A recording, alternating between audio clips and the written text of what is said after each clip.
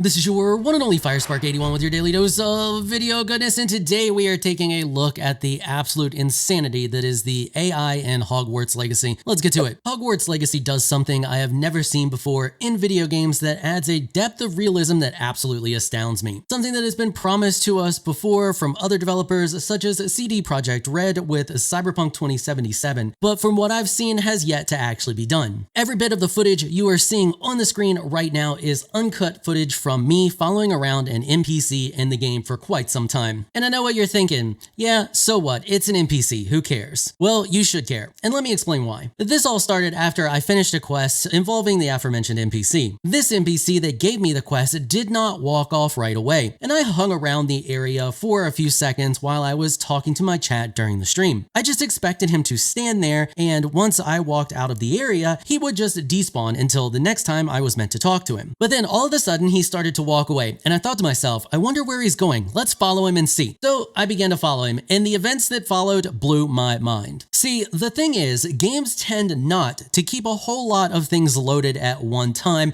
as a way of optimizing how well the game runs. The less loaded, the easier it is on all of your computer's resources. So in this situation, one could expect a few things to happen here. He could walk through a door, and as soon as it closes, he despawns. Or something we see a lot from lower quality games, as soon as you are not looking at him, he despawns. He could also walk into a door that you can't access and then despawn. So I began to follow him, and as he walked down a set of stairs, he approached a door. And I thought, this is the last I will see of him. Short, sweet, simple. He will walk through it, not even open it, and then vanish. But to my surprise, the door showed the loading symbol, telling me it was loading the map behind it. And he opened the door and walked through it and continued to wander. Needless to say, this surprised me a little, and I told chat that this had to be because I was so close to him. I had to have been the one to cause the map to load behind the door. Many of you who play this game know what I'm talking about. As you approach a door, it gives you a little circle loading symbol letting you know that it is loading the map behind the door. Then you open the door and the map continues. Once the door closes behind you, it unloads the part that you just left. This makes the game very efficient and allows it to run extremely smooth. So as I followed this wandering NPC to the next door, I hung back just far enough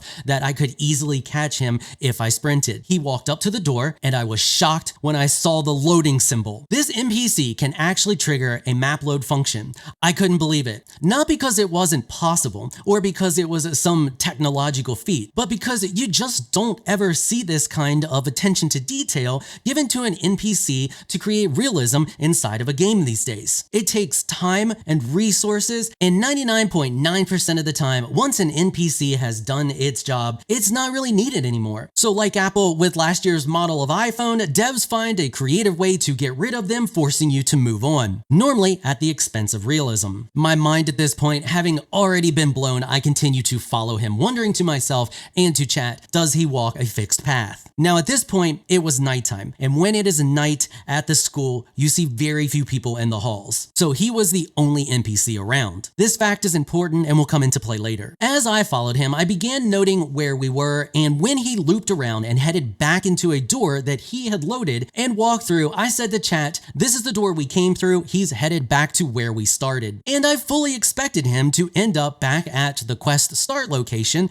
and to just freeze in place. However, as we headed back to the base of the stairs leading to the quest start spot, he quickly turned as if he were trying to lose me and took a totally different path. It was at this point I lost it. So not only can this NPC load chunks of the map for us, he is also randomly generating his own path to wander the halls at night. Now I'm pretty sure this was all happening because we were following him, and we were in fact keeping him loaded. But the fact that he never just stopped, shut off, or vanished when we weren't looking at him is absolutely insane to me. You just don't see that, like ever. And if you do, it's normally an NPC on a set path, or it just doesn't move. There's plenty of those in this game that are just fixed NPCs that are in that location. They never move, and they're always there no matter when you show up to said spot. At one point, he even faked me out as he walked into some bushes and faded away like a freaking ninja. And I told chat, oh my god, he finally despawned.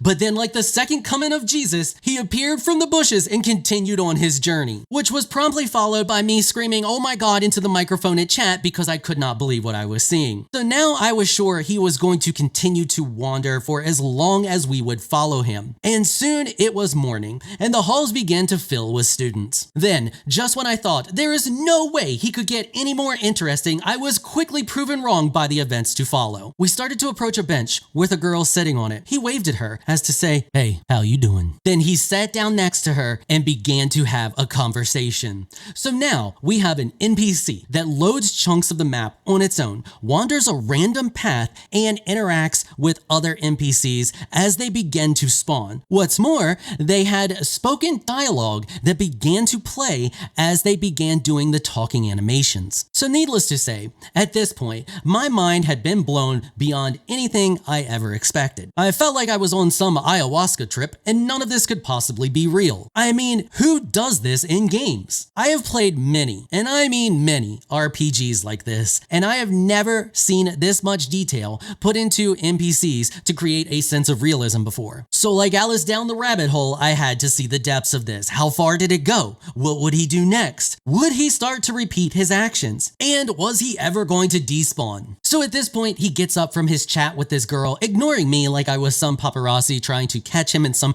scrupulous act for the tabloids, and continues to walk through the castle and sits down next to another student. This student pulls out a book and another recorded dialogue chat breaks out between the two. This dialogue was completely different than the one before, complete with different animations of him pointing at a book the other boy was holding. He then gets up after his conversation and walks to a new bench where he sits alone, pulls out an apple and begins to eat. Then this other random kid comes over and plops down next to him, and they start to have a totally new conversation in the middle of his breakfast. After which he gets up to walk to a new bench and sits alone, doing only what I can assume is pondering this stalker who has been following him around all night and all morning, questioning if his attempts to ignore me will ever result in ending my obsession. Just then, when I had thought I had seen it all, he moves to a new bench and pulls out a book and begins to study. And after he got up from there and walked to another bench, I finally began to see the pattern. And like a cat that had played with its prey to the point that it fell limp, I finally grew bored of the chase. But my boredom does not undercut what has been done here. And I do want to point out that at no point did he ever acknowledge my presence. Had this happened, I probably would have started screaming, "Oh my God, ghost in the machine," and quickly pulled the plug on my PC and ran out of the house, hoping the whole time that he didn't realize that we were connected to the net and could possibly become free. So in the end, we have NPCs that are not bound to a set path, can preload the map for you, meet up and talk to other students with different animations and dialogue, have a bunch of solo animations when they are on their own, and from what I saw, following another random NPC for a short period of time, can apparently also sync up with other NPCs while walking, hold conversations with custom animations and dialogue as well. They do everything you would expect another player or person to do except acknowledge your presence, which, to be honest with you, really surprises me that they don't do, considering how lifelike they are in every other aspect. What the devs have done here is very much an achievement that should be appreciated and set as a standard for other RPGs. This attention to detail in this game and the extent they have gone through to make this world feel alive are absolutely amazing. Is it perfect? No. Does it draw you in and make you feel like you are really a student at Hogwarts? Most of the time, yeah. Does the world feel alive and magical? 100% yes. So I know this wasn't like my normal videos, it wasn't a guide or anything like that, but I thought it was really interesting and I just wanted to share it with you all because, as I stated, this just isn't something that we see these days and I wanted to point it out. Anyway, if you enjoyed this video, consider hitting the subscribe button and notification bell so you can be notified when I upload other videos. And if you're looking for another Hogwarts video from me, you can find a link to that on the screen right now. I want to give an absolute massive shout out and thank you to all of my channel supporters for helping to keep these videos sponsor free. You all are absolutely amazing people. If you would like to become an official channel supporter, check out the links in the description below. If you enjoyed this video, please leave a comment down below. Let me know what you thought. If you're shy, you don't like to comment, just hit that thumbs up button and share your support. Until next time, thanks for watching.